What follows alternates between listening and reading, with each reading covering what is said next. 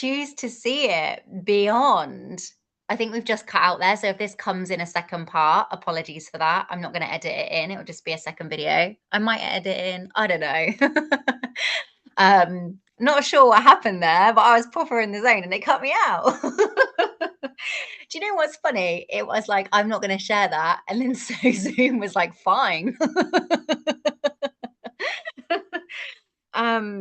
I've really lost that's it. So when someone is projecting, their limitations at you, you don't have to buy into them. You don't have to feed them. It's not absorbing them, it's observing. And when you're able to observe, you can shift the lens in which you're observing it through, which in turn shifts the circumstance, shifts the person, shifts reality. I was driving home the other day, and I love driving because I think you get a lot of space to think. I don't usually have music on. I'm like, just allowing myself to just allow things to arise and reflect on them.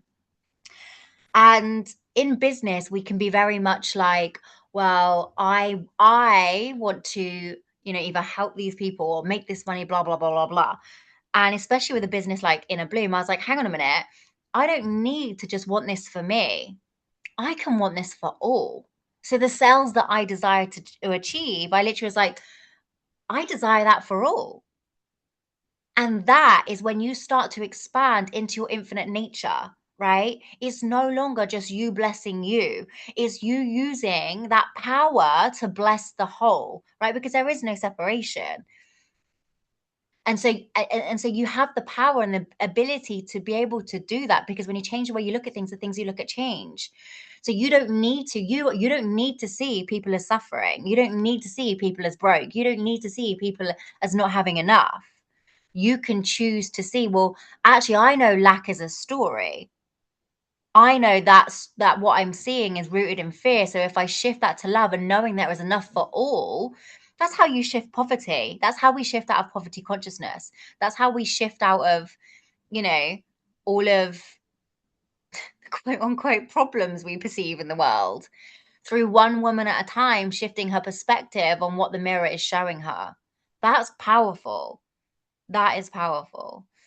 So for me, it's those tiny micro moments that manifest as huge miracles. Um, and the micro moments are micro shifts in perspective.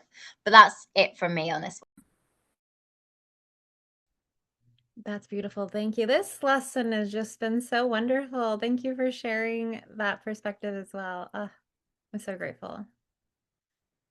Okay, we'll see you for the next lesson. Bye.